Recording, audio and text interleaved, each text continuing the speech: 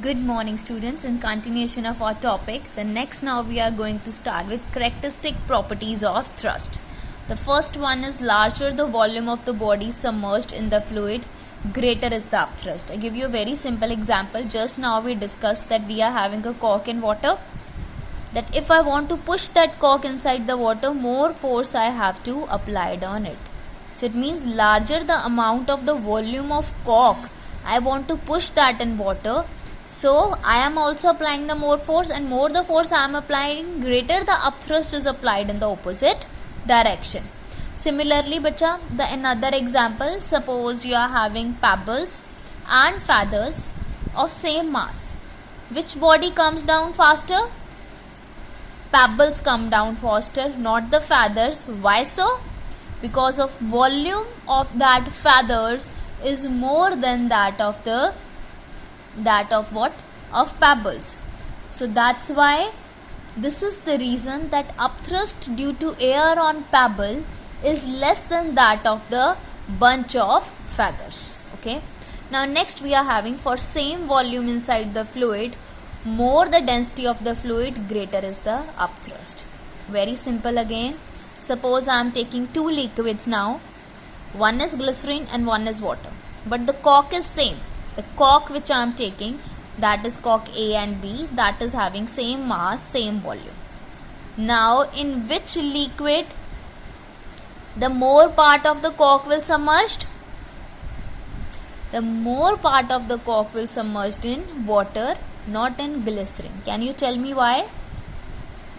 Because of the density of glycerin. It is having more density than water.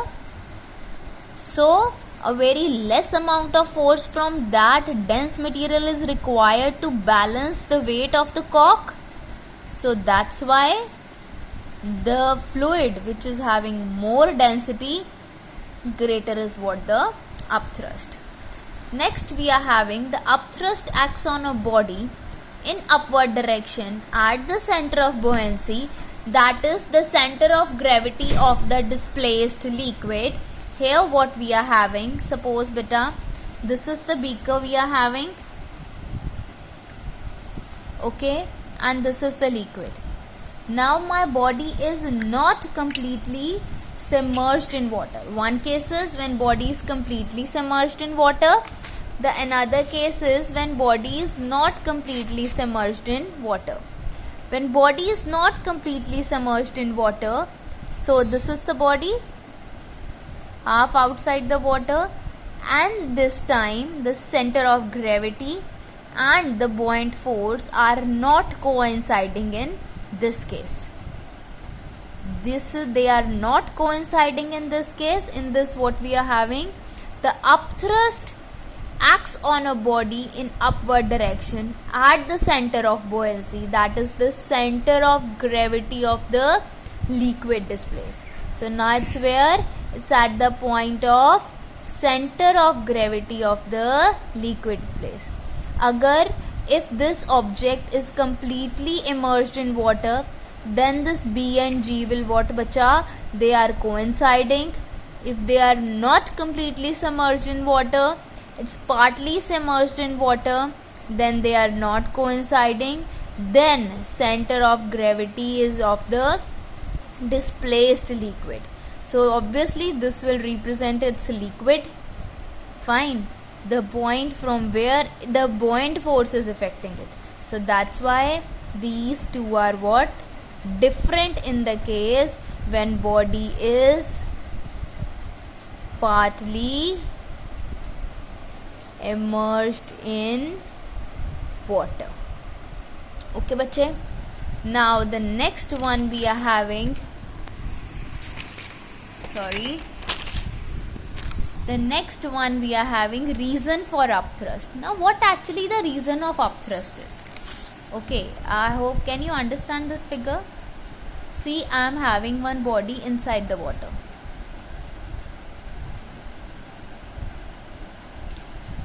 Fine, I am having one body here. Here two forces are also acting and pressure is also acting. Up, you see, here height is less. Height of the liquid is less from this point. as in comparison to the height for this pressure. So what, P2 is what, greater than P1.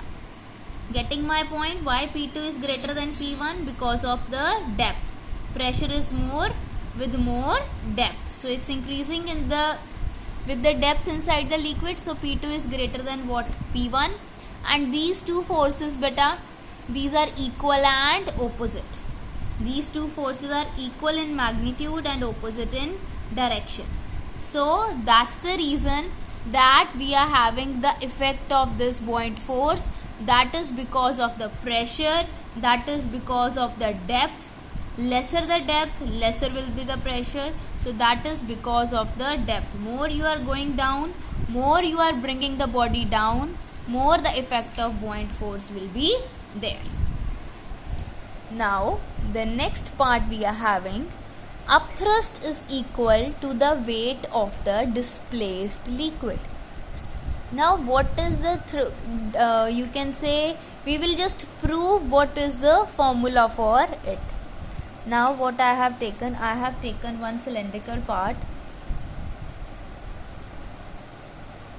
Okay, cylindrical cross section I have taken of a body PQRS. Here it's having a height h1 for the pressure P1, height h2 and the pressure P2. Here F2 is acting and F1 is acting. Now what will be the case of pressure in this case for the upper part PQ? That is H1, rho and G. Okay, so I have written here H1 rho G. What is the value of force, beta? Thrust is equal to pressure into area. Thrust is equal to pressure into area. So F1 is equal to pressure into area. So I have just putting down the values here. That is H1 rho G A. Okay. Similarly for the height H2, pressure is what? Height is how much? H2. Rho, density, acceleration due to gravity. So here we are having H2 rho G. Force is what? Pressure into area. It becomes H2 rho G A. Now which force is greater? This force here is what, it's greater. So F2 is greater than H1. Why? Because H2 is greater than H1. So what is the resultant force acting there? The resultant upthrust will be what? F2 minus F1. When I F2 minus F1 I am doing, area I have taken common. H2 minus H1 is here and rho into G. A, rho, G are what? Common. And H2 minus H1. Now basically what I am having, area into height. If I am writing this area as length into breadth into height, so this A into H becomes what? This A into H becomes V rho G. This A into H becomes V rho G. So here we are having the formula V rho G, that is weight of the liquid displaced by the submerged part of the body. So weight of the liquid displaced by the submerged part of the body. See, very simple. We are again and again we are saying submerged part of the body. Suppose this is the level of water. Now if I dipped something in it, the water level rise na? So this much amount of liquid is displaced. We change its position because putting this object into water.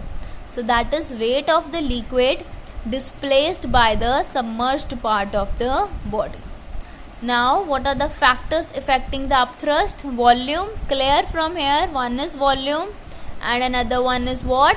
Density of the liquid. One is volume of the body and the another one is what? Density of the liquid. Now what is the effect of upthrust? Effect of upthrust. The weight of the body immersed in a liquid appears to be less than its actual weight. Very simple example. Have you ever feel that you are like going for a swimming or you are putting your hand in water? We will feel lighter. Okay, what we feel lighter. So actually we are not experiencing the actual weight of the body. We feel lighter, the less than the actual weight of the body. So that is the effect of the upthrust. Very simple example, suppose you are taking out water from a well. What you will do, till the time the bucket is in the water, you feel lighter, it's easy to pull it up. Once it comes in air, it's very difficult to pull it up. So that's what the weight of the body immersed in liquid appears to be less than its actual weight. I'm posting with these 2 videos, I'm posting 3 videos related to Archimedes principle and 1 audio related to with this last topic, that is solid with the density greater than the density of liquid, sink while with the density less than the density of liquid. Okay, all of you can put your doubts on the YouTube link. I will answer all your doubts. It's a request. Try to put your doubts in the comment section of the YouTube link. Okay, thank you so much, students. Have a great day.